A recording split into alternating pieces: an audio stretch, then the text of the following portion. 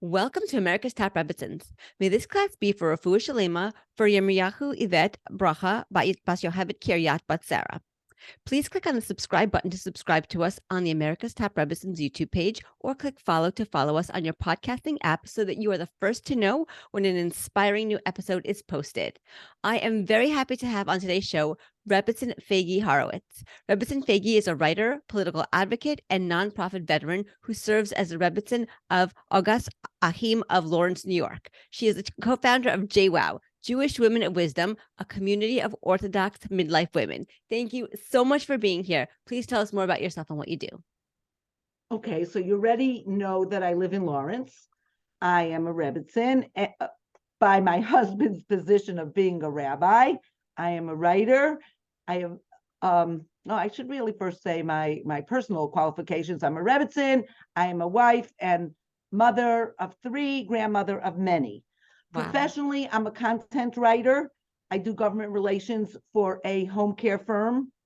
And I've been a career counselor, a grant writer, an executive director in senior management, professional in several nonprofits, some Jewish, some not. They include Med Council, the Crown Heights JCC, Chai Lifeline, the Flatbush Haitian Center.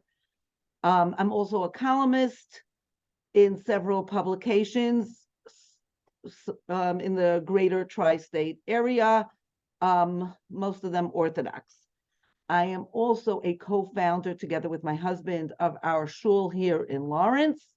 I am a co-founder, together with several friends, almost 20 years ago, of Rachel's Place, which is a shelter for girls who cannot and should not live at home, located in Brooklyn. We are the producers of that famous production, which everyone knows us for, but doesn't really know what the proceeds go for. And it's been helping individual young women, 16 and older, to move on with their lives and become productive Jewish citizens. I'm also a founder of JWOW, which is a community, like you said, for Orthodox midlifers, which we began about 2.5 years ago, together with some friends. I guess I can claim the title activist, and I'm going to go into that briefly because that's connected to our topic today. Great. So I have always been involved on the lay level. Besides the professional Jewish communal service, I have been involved in many organizations on the lay leadership as a board member. For example, I've been an almost 25-year board member of Makar Disabilities, which cares for individuals with special needs in Brooklyn. I am a board member of a fairly new organization called Ani Lidodi, which is an intimacy referral hotline, which helps women access answers to their personal questions. I have been involved with the Jewish Board of Family and Children's Services on a local and citywide level. I have been involved with the Joint. I have been involved with the at-risk community in various roles and the underserved communities of Bukharian Jewish Queens. And I have been involved with Sister to Sister, the organization for divorced women, Samchenu, the one for widows, iCatch, which is an organization for individuals who have anxiety, founded by a pioneer in my community of the 5 towns in Far Rockaway. And some I am more active in, some I was more active in, depending on the need in the organization, my location, and what else is going on in the organization. Is it at the beginning, middle, crisis, etc.? So that gives you a little bit of my personal background, and I hope I answered your question. Yes, that was amazing. That was a very comprehensive answer. And actually, based on, I can't believe that you've done so many wonderful, wonderful things for so many people. And I'm sure they've benefited from all your help and your expertise. And I just want to ask you, from all the organizations that you mentioned, is there one, not organization, but is there one particular cause that you feel particularly passionate about? We'll talk about passion. I think my energy comes from need and timing. it's not about my particular passion. I feel a sense of responsibility, and if I am approached or if I see something, I get involved. I've been called passionate about my work for home care.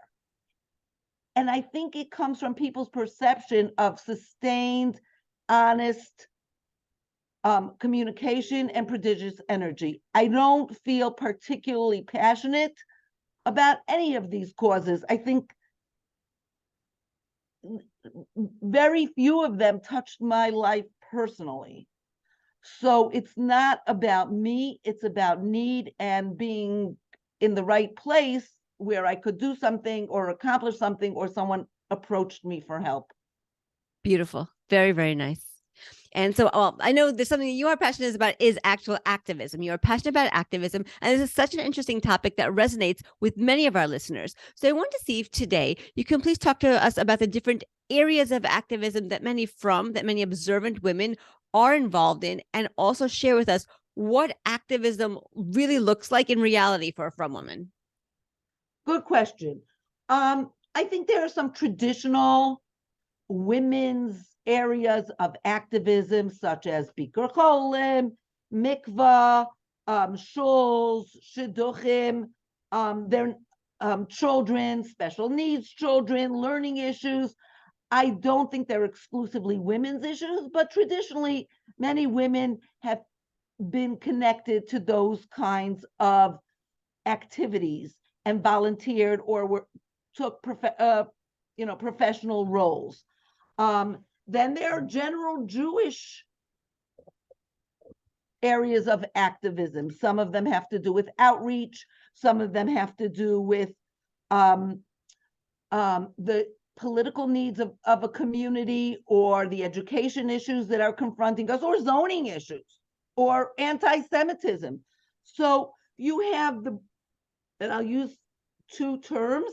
There's the generalist nonprofits, and there are the boutique nonprofits and causes. Some are general, some are national organizations. There's a woman who told me when she was a high school girl and she got newsletters and guides from Benos Agudas Yisrael in the 60s, she vowed when she would be an adult, she would give back, because she felt she was a lone girl running Benos groups in Los Angeles in the 60s. And she ultimately took on a role of training doulas and health issues within Neshei Agudas Yisrael. So there are general groups, general causes, there are particular causes that motivate us and interest us, and organizations that reflect both the particularist and the generalist domains. Beautiful, right? So people can get really involved in whichever genre of organization, whichever genre of cause that they feel most passionate about, that they feel most compelled to participate in. Agreed. Now, you asked me about what activism really looks like for a frum woman. Yes. And maybe the word activism sounds political, but it's really, to me, part of being a member of Klal Yisrael. Being a member of Klal Yisrael is not just about my avodas Hashem, my doing mitzvos, and my personal growth. It's about being active for Yidden and for HaKadosh Baruch Hu. Activism doesn't necessarily mean becoming an activist. It's about activism, about being active for Jews and for Hashem. It's about thinking and doing for Yidden, both as a tzibur, as a collective community, and about being active and doing things for an individual. So very often people ask me, it's like a very trendy thing, which annoys me a little bit, but I will put it right out there. What inspired you? And it sounds like from the questioner, there was instant inspiration. All of a sudden, I encountered something and I took it upon myself to do something. That happens sometimes.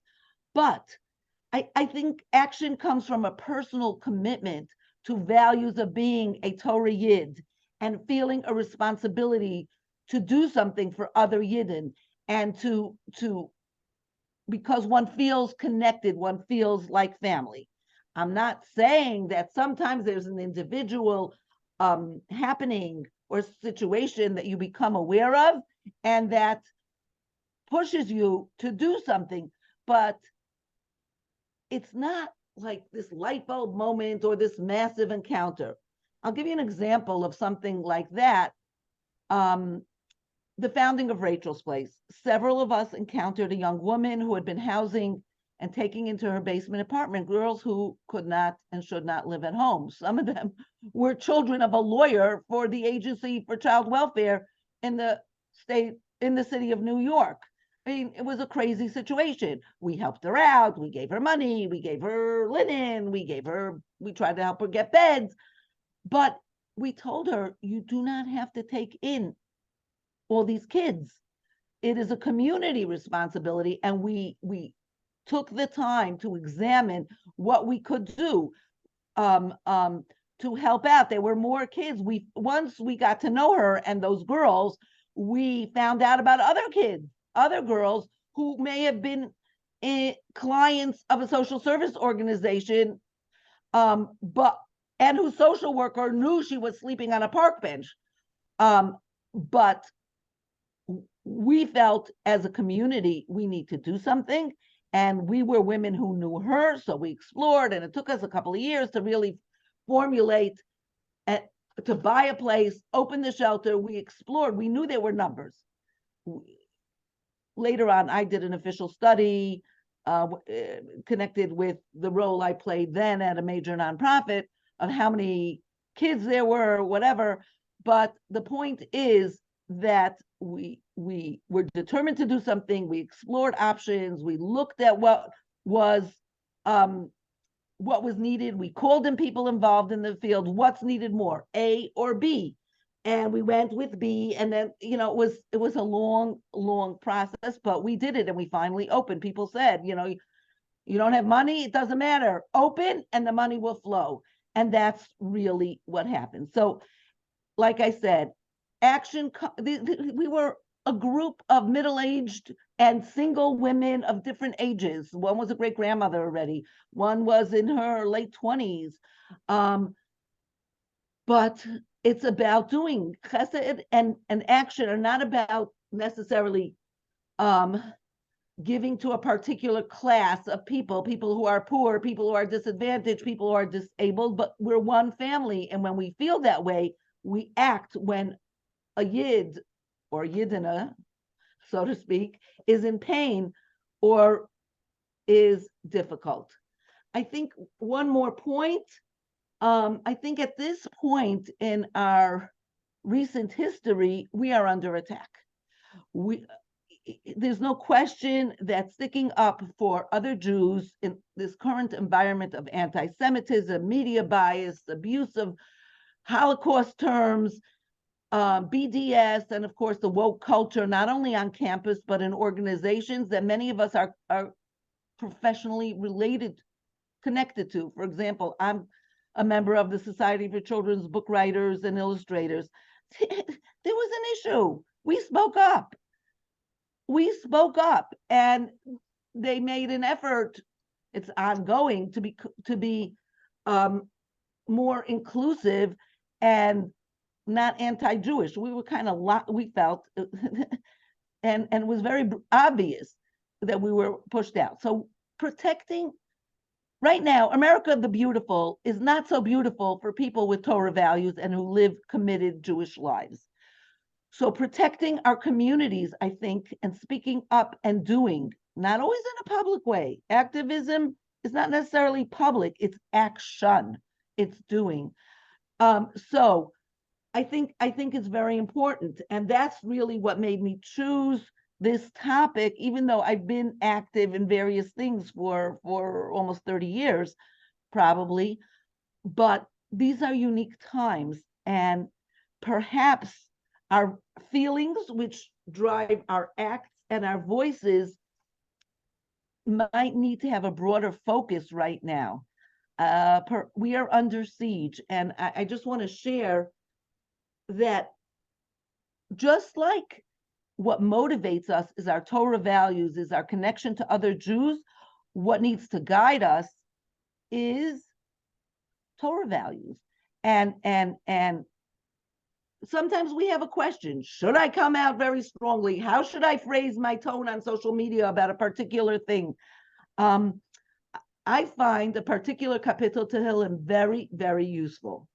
The 144, LeDavid, Baruch Hashem, Tzuri Hamlamed Yadai Lakrav Etzbaosai LaMilchama. David is talking about God who trains him in warfare. And it continues, Hashem, you're my shield, blah, blah, blah. But, and a little bit about the enemies and what you should do to them. Brok Baruch Usvitzem, scatter them.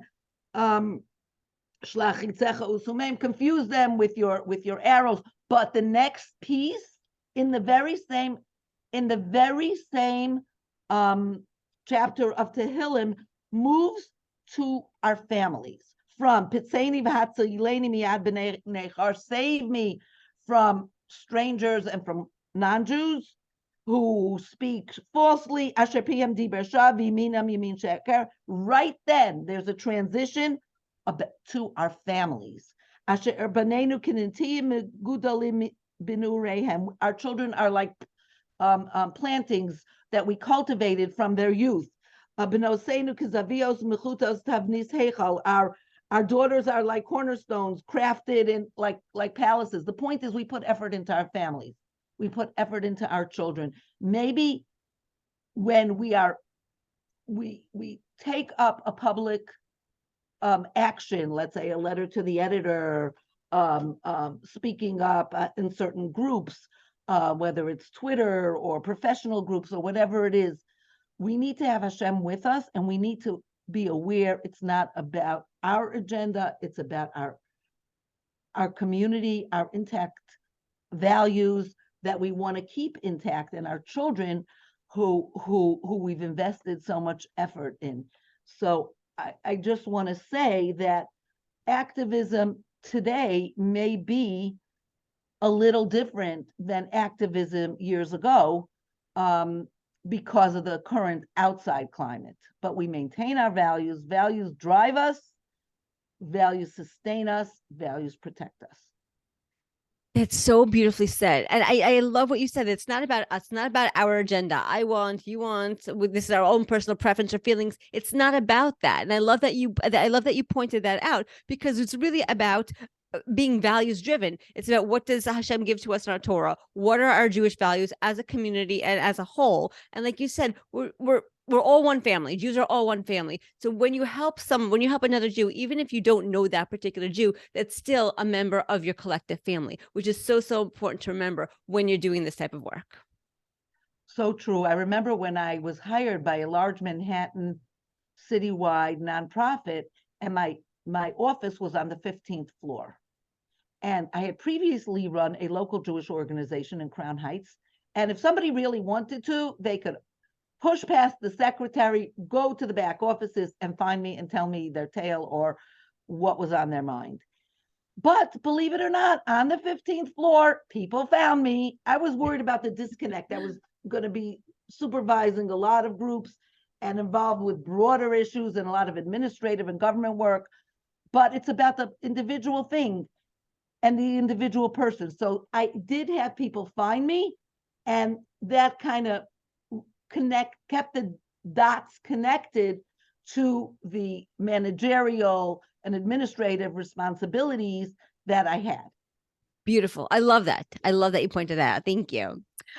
So, our listeners were really smart women with many areas of expertise and many passions that they would like to pursue, but they might not know where to start. So I want to ask you what advice you would give to women who would like to start an initiative or become actively involved in a campaign for a cause that they really believe in, but they just don't know where to begin.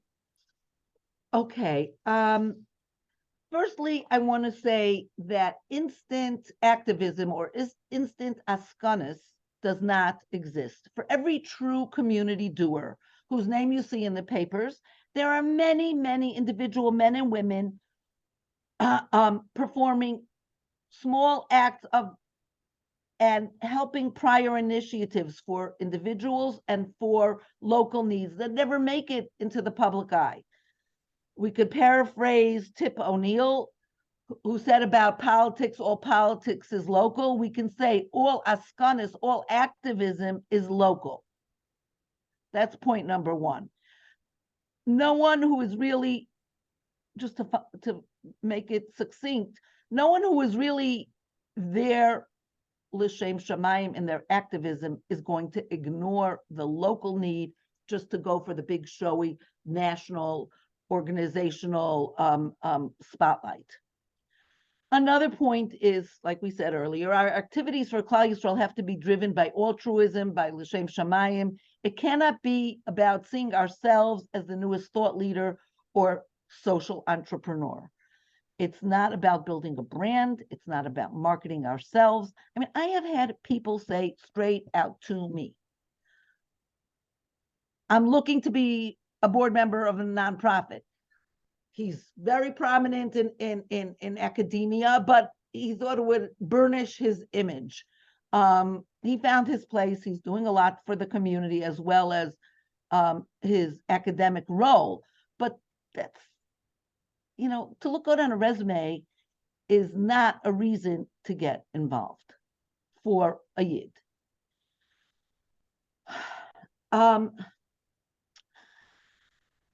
Also, an enterprise or an area of activism is not something you own. You're one of many. You're a soldier in Hashem's army. It's not about you. And therefore, a person, I think, has to examine their motives with great honesty. Even if it takes pen and paper, we need to look at ourselves in the mirror and say, what's motivating me? What do I feel I want to do now? Where's the need? What are my particular strengths and connections? What moves me? What can I uniquely contribute? Will this fit my current priorities? Is this the right time for me to get involved? What does Hashem want from me now? I was sitting, just to give you an example,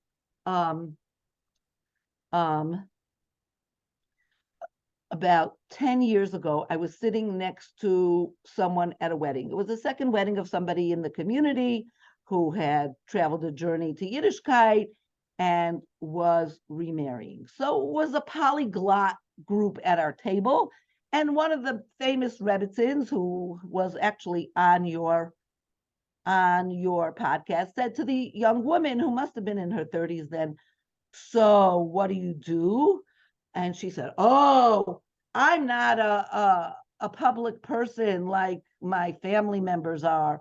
I am not in the public eye. I'm just a rank and file member of Klal Yisrael. Several years later, she met me and she told me she joined the Vera Kadisha in her community in her low 40s. That's not a typical thing to do, but she was the same person with the same values. She could do it then, but she said, I don't want anyone knowing. It's between me and Hashem. Wow. The Vera Kadisha in her community, even though it was a very established Jewish community, needed people. She found out about it from a neighbor or maybe, I don't know. But the point is, she was no longer just a rank and file member of Klal Yisrael. She was doing something for her broader community, but it was between her and Hashem. It wasn't about publicity or leadership in the public eye. It was about doing community work as an individual. The small C of community is no less important than the big C of community. I think another thing to think about is, and someone reminded me of this recently, is who else is doing this in my local community, in the broader Jewish community? Am I replicating something that's already out there? Can I learn from the national groups? Can they give me technical assistance? Some people have started. Who can they connect me with? Excuse me. The person reminded me, and because I think I met her at a Samchenu event, she said, I wrote an article many, many years ago in one of the Jewish women's magazines about not automatically starting an organization if you lose a family member. Like Ili Nishmas is not necessarily point one and starting a group or an organization, an effort, a tzedakah, point two. It's a bigger deal. There's legalities, there's 501c3 status. Think it through. Are other people doing the same thing? And even if you could do it better, smarter, faster, more efficiently, think it over. I think your point to how do women get involved, I don't think it's such a big challenge. I think people see their neighbors, people see their friends, people see the people in the community with a problem and they want to step forward. I'll give you a personal example within the last year. When we moved to Lawrence 15 years ago, there was no local women's Friday night mikvah. And women walked either to Cedarhurst or to Far Rockaway. When we opened our own shul 7 years later, we were no longer hired by a community synagogue. We had the room and someone alerted us, maybe you would want to do this. So we did. Money was raised by the community. The basement was dug out. The people contributed time, expertise, decorating know-how. And we had our original volunteers. They were trained. Then fast forward a couple of years later, it's toward the end of COVID. And the first generation of volunteers needed to be supplemented. This one got sick, that one made aliyah, the other had other things going on. So I let people know that we were looking for new volunteers. I let people know in different age groups, and it filtered out 1, 2, 3. I got people to step forward. One woman said, she's a great grandmother. She says, I want to give back because women were there when I was of childbearing age and using the mikvah. One woman who's a college teacher, I thought she would know people. She jumped right in. She's a college teacher, both decade, has many, many professional and roles in the Jewish community and in personal matters. And she said, I'll do it. Then there were women of a certain age who, with a strong sense of social responsibility, from a particular congregation, not ours. And I knew I would see them at a particular function. I told them, by the way, if you know somebody, get the word out. I told my husband, I'm going to this wedding. Women from that congregation are going to step forward. And sure enough, I had 3 women right there. All it took was 2 sentences and they jumped right in. Amazing. One of them said, you want to the other there, you want to do it with me? My point is, when you hear about a need, you step forward. Your neighbor's kid is autistic and doesn't have afternoon activities on Sunday, so maybe you'll jump forward and help. Orthodox people live near other Orthodox people. Women are tuned in to helping other women. It's not a problem. We see the need firsthand. I'll give you an organizational, for instance, at Rachel's Place, we also have a connected organization that does adult serious Jewish learning in Flatbush. It's called Chachmas Nashim. West, it's modeled on a lecture series and learning series based on text in Yerushalayim that's very popularly attended. So that was begun. We moved into teaching, helping someone who's training teachers to learn Ikrei Amuna, the basics of Yiddishkeit and why we practice in the Jewish high schools, because that's prevention, right? That's preventing girls from floundering and losing their faith as they struggle with their personal problems. Yes. So fine, we developed Chachmas Nashim, we developed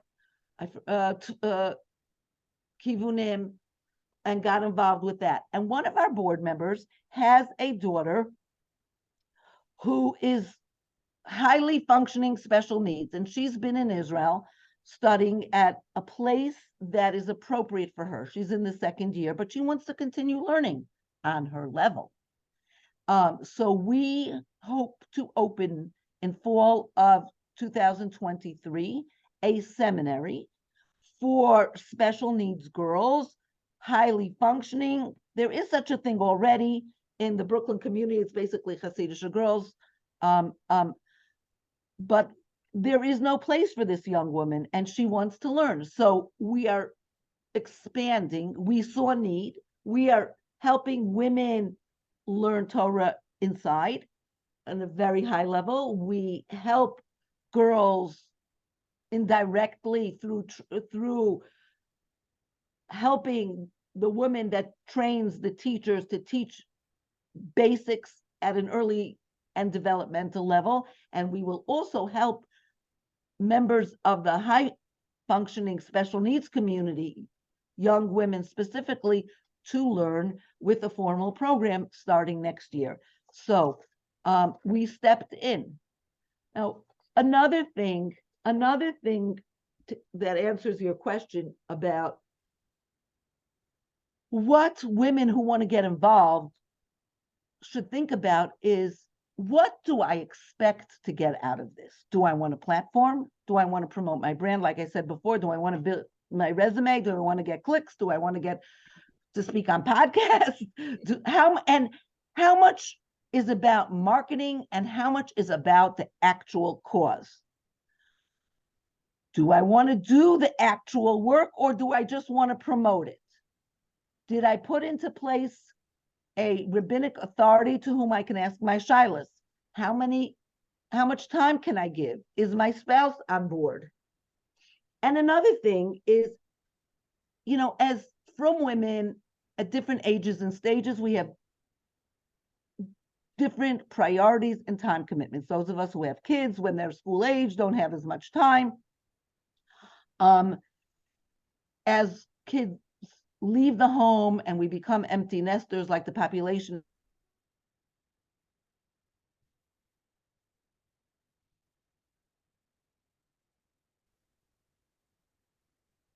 So I was saying that Jewish women have different priorities at different times of their lives, whether it's family, whether it's children or elderly parents. So something to think about is, how much time can I give, and is my spouse on board? And how much is this about my self-expression as an energetic woman? Is this about giving to others, or is this about my personal self-expression? And I will say that as one becomes involved, one's skill set grows, one's team playing skills grow, one's leadership skills become enhanced. If you move into the leadership role, one needs to be a servant leader, serving the people who are doing the work, or the people in need. Very often I would come back, this goes on for the past 25 years, different organizational settings. I come home and I tell my husband, can you imagine what happened? We voted, it was a unanimous vote, and then the director went ahead and did the exact opposite. Like, what are we, chopped liver? or there's, someone is pushing us to do something and we're not ready for it. And also the vote is against that person, so I'm getting annoyed. And so my husband has this refrain, which is not a refrain, but it's very much on target. You're going to have to decide, Faigie, what's more important, the cause or the politics, who's running things, or what faux pas or major mistake was made. And this has really made me look into the mirror, and I have stuck with it. I have sometimes shared my exasperation, my note that this is not really following professional best practices for nonprofits, because there's usually a formal setting. Don't ask me why I got involved in these structured places, because I'm not by nature a super structured person, but I have become one. And I think structure helps, and formal organization eventually does, with roles and responsibilities, does evolve, and that's helpful. But back to, you have to be a team member. unless you're doing something by yourself, and then you'll get quickly burned out. Every group, especially those that form organically, goes through stages. You learn psychology. I have a master's in management. We talk in management about group formation, forming, storming, like fighting around till you work out your modus vivendi and what your priorities are and how you're going to address them. No, that's norming. That's the next stage. Then you perform. Your mission, which you set out to accomplish. Sometimes there's a journeying, or you say this is not working out, or we're not achieving what we're doing, and it's over. But I will say, a person who wants to help Klal Yisrael and is moved by a sense of family, a sense of a responsibility for other Jews, and being like Hashem and taking care, will not give up, even if some projects don't work out. I was recently out of town in Chicago, where an organization was celebrating 100 years of leadership and accomplishment for the Jewish community in Chicago. And the woman I stayed with said, look at this Rebbetzin. When some of her projects don't work out, she doesn't stop. She moves on because it's about community need. And that's why I think also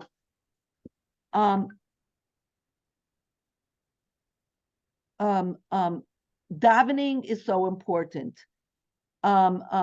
Feeling connected to the Rebbeinu Shalom, who's going to help you or is not going to help with this particular initiative.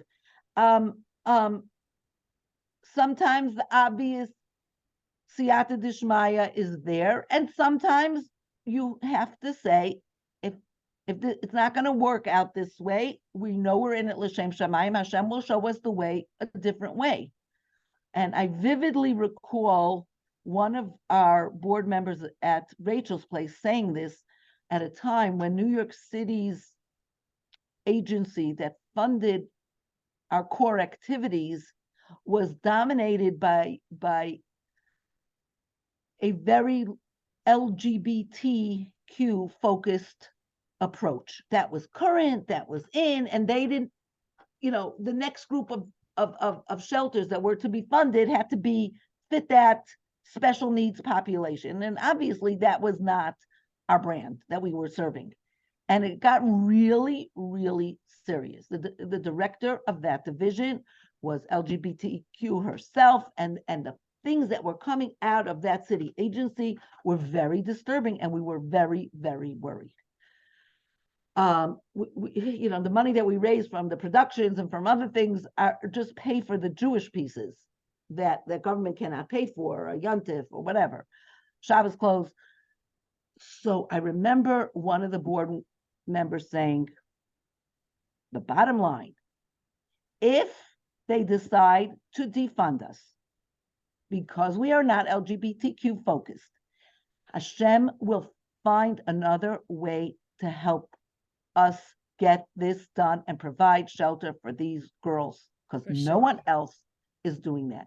Sure. That tremendous faith that even though there was going to be this big obstacle, ad heina azarunu rachamecha, Hashem helped us till now, lo azavunu chasadecha. Hashem will continue to help us. And Baruch Hashem, they didn't have time and money to spend on a whole new application process, and they just refunded the old programs. And of course, since we are a STAR program and they bring in the state people and the feds to show us off, to show that they are doing well with the money that comes down to them, which they in turn pass some of it to us. So we're a STAR program. We make them look good. So they have not given us any trouble. But that absolute faith that Hashem will help because we're doing it for his children and we mean it l'shem shamayim. And so I will say, you talked about like the self-actualization piece. I want to spend a little more time about because we're running toward the end. like I said before, it doesn't necessarily begin with passion. I think it should begin with an achrayus, a sense of being part of Klal Yisrael and feeling like one family. But once you get involved, you become dedicated and focused and impassioned. You get better and better because you're putting all your skills to work, and your skills get better. Your skills become developed and enhanced. You become a better speaker, writer, grant writer, advocate, and then you can help more people because people ask you. I catch, I knew about it. They asked me to get a board member for them. I told him to get in touch with my neighbor, who I thought would be interested in this. And there were some show up, help us write the ad, and then come down to a meeting. This is not my issue, but I'll help. I'll come for 45 minutes. I'll come to a meeting, and something tachlis came out of it, and I gave some suggestions and put together a marketing plan, etc. One can use one's skills and one's experience as a force multiplier to help other groups. Not everybody's going to ask you, but you can offer. Doesn't mean you have to be committed. But here's what we learned. That's what technical assistance, to use the professional parlance, is all about.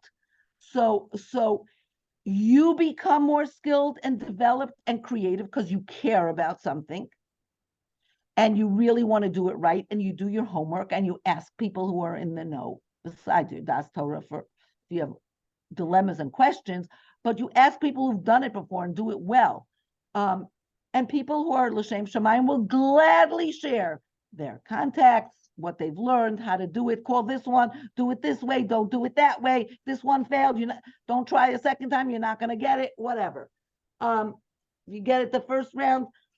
So you become better at what you do, and you can help even more people, even if it's not in a formal, defined role. That's beautiful. And I love it. I really love your emphasis on the reason people should get involved, not for the fame, not for the publicity of themselves, but because they have that achrayus, that responsibility to take care of their fellow members of Klal Yisrael, their fellow Jews. And it's really, really important because there are fellow Jews out there who need help, who don't know what to do or how to defend themselves, how to advocate for themselves, and they need the help of other Jews who know how to do those things, who can help them, who can lend them a hand, who can point them into the right direction, who can provide them with the resources, whether it's a doctor to talk to, or a psychologist, or money, or food, or clothes, or whatever it is that they are in need of. There's always somebody else who can help to fill that need. And I think, and that's the reason that people get involved in these causes. And that's the main reason, not for, like you said, not to look good on a resume. But there are other advantages. Once children see chesed modeled, yes, values modeled, and if you bring home a story or two, or a person or two or three or four who are involved, they see that it's not taking away from them. They see going the extra mile, and they see the growth. They also see you become more creative. 100%. It's not in a self-expression art kind of way, but in creating solutions and becoming agents for accomplishment and success. There's one thing that I'm going to bring up that troubles me a little bit, and that is that sometimes people forget a historical focus, that, in their effort to fix our system, which could use some tinkering, we over the years, we have developed a sense that education is not one size fits all. There are different parts of the community that need help. Trauma and abuse are an issue. Special needs help, and to be, and minyanim and different things that are going on in the community need to be inclusive, and so on and so forth. But sometimes well-meaning people, lose a sense of perspective. They want to fix the community systems. The system is not against anybody. The system is not responsible for problems in your life or on your block or in your family. A. B. The system was created, so to speak, from nothing. The system was basically, there were a couple of, my parents, Alayhim Hashalom, were not Holocaust survivors. Their families came in the 20s. My families are here for just about a decade. I mean, a centenary, 100 years. So the Holocaust survivors who came in the late 40s and began to work at rebuilding not only their own families, but their communities, building institutions, whether it's Bikur Cholims, whether it's local Agudah chapters or shuls or yeshivas or basic or girls' schools, whatever it is, they could have stayed home. They could have stayed home and just stroked their kids because they had no sisters and brothers. They were left bereft. They could have brooded about the past. Instead, they went out, worked very hard to make a living, raised families, and built community. That the renaissance of Torah that we see, that began before the change of the millennium, that was built by Holocaust survivors on a pre-existing shallow foundation. What we see since the turn of the century is efforts to fix the Frum system. The Frum system, though, can use some fixing. We've been responding to what research tells us about learning and about certain niche populations and needs. But let us understand that the system was created, the infrastructure which supports our Jewish living was created by survivors who could have complained and could have been sad, but took steps forward because they felt like one family. I love that. And that's so important to point out. You could either give into your misery and grief and curl up like a ball, in your bed, or you could get up and do something about it. Or you could see others who are going through something similar that you're going through and maybe bond together and to meet both of your needs, the needs of your families. I think it's very, very empowering when you can get up and you can do something to either help yourself or to help your friends or even the greater community around you, as opposed to just kind of giving up and giving into feelings of depression and sadness and victimization. And they didn't have social media. They didn't have an education. They spoke a broken English. Yeah. They were not aware of their political rights. They did not have degrees. They were not taught about empowerment as women or as Jews or being equal citizens in a diverse community. They were just happy. They got papers to come to America and worked at whatever job some contact, some family members, uncles, cousins, brother was able to secure for them and move from there. They didn't expect anything from anybody, but they took care of themselves and they moved forward to take care of the community and rebuild. Amazing. 100%. So that generational shift sometimes comes without knowledge of recent Jewish history. And I think it behooves those who are seeking to get involved and to find a match between their time and values and commitments with what's out there should keep in mind the greater historical context and not do it out of a sense of negativity, but there's need. I'm a Yid. I'll help out and I'll give it my all, even if I don't always agree with what the group decides, Beautiful. And good point also. I know we're really, really running out of time. I'm going to ask you a question. Maybe you can give a quick answer. So because I do enjoy hearing personal stories from our guests about how the topic we're talking about relates directly to their lives. And I know that you did also give some personal examples, but maybe, I'm so inspired by you and all that you have done. I want to see if maybe you have some other stories or two that illustrate the rewards that you have seen through your hard work and perseverance for something that you really believe in. I don't think it's about hard work and perseverance for something I believe in. I think it's about putting my shoulder to the cause of Jewish need and Klal Yisrael wherever it is. So it's not about me. It's not about my hard work. It's about doing what I can, and we have seen bracha. And I have had some personal nachas sometimes from some individual situations. When I was working at Turo, for example, I was waiting to have a meeting in the, the offices of the dean, and something came up. And there was a girl waiting to see the assistant dean, and must have been talking to the secretary or something. And she pipes up and says her opinion. And I look at her, and she looks familiar. She's young, very put together, boots, pencil skirt, a cute top, and a nice bag. And it's irking me. I went into my meeting. She went into her meeting. The next morning, it hits me. That was one of the Rachel Fleece girls that came to my house for Shabbos. Oh, She's wow. obviously married. She was wearing a sheitel and a ring. She went on to build a life and to feel empowered instead of feeling like a victim because she had parents who couldn't take care of her. Amazing.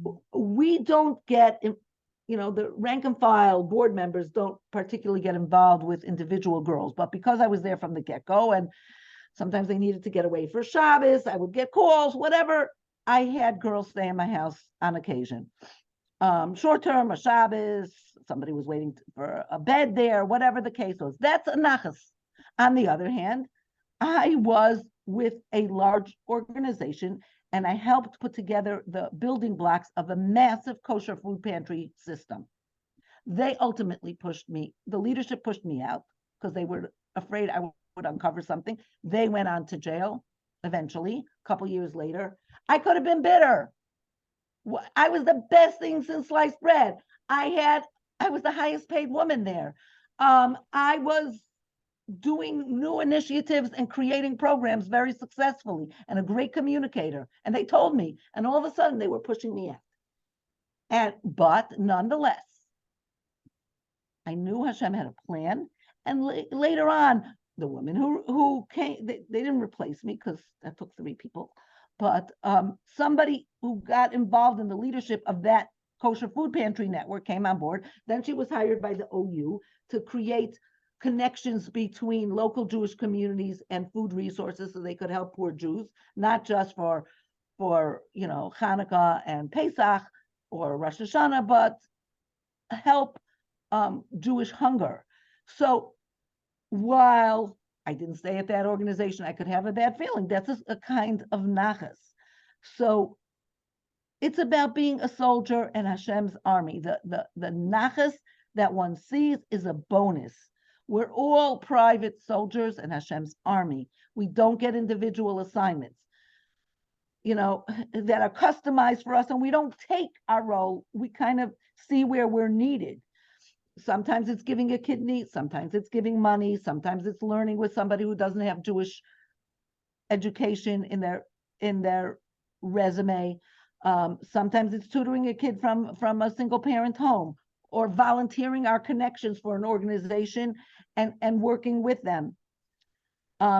Whether we're at the front lines or we're privates in the foot soldier divisions, we can all do something. And it's not necessarily, if we get nachas, matovu manam, nice, but it's the score in Shamayim that ultimately will give us the most nachas.